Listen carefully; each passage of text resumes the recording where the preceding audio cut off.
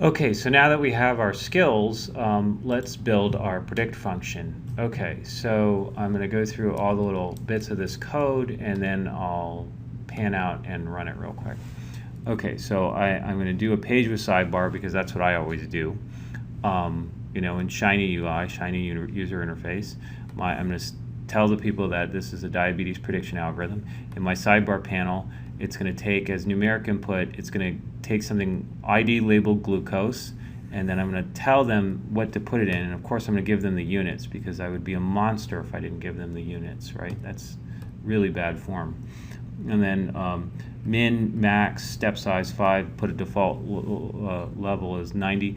Oh, this is cool. You can put a submit button in with submit, and you can see on the Shiny tutorial if you want it to not even implement the default values and to wait until the person enters in for the first time before for Shiny to wait till the first submit to actually run. But right now I think it'll go the first time, and then when you hit submit it'll update it, but it won't update it in between. So there's a little bit of complexity with doing that. But anyway, you can add a submit button.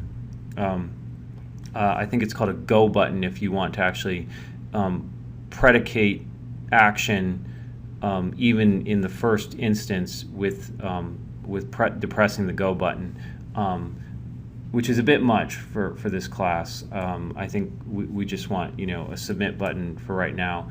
Just, you know, is probably good enough. And you'll see the submit button when I show you the results. Here it's going to give you the results of prediction. Here's what you entered. It's giving you the input value, and which resulted in a prediction of, and it gives you the prediction value. So the input value is the output name that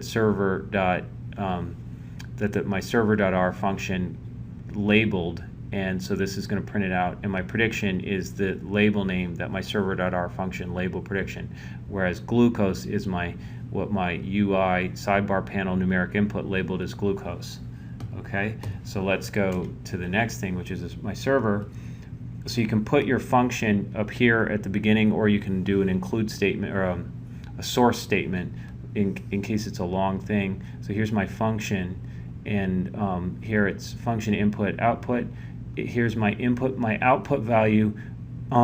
Since I want to print out the input value, I'm grabbing I'm labeling it input value, and I'm grabbing the input glucose value, and I'm telling it that what I want to do with this output is just print it. And then my prediction, I want to print it, and I'm running my function diabetes risk of for the input value of glucose.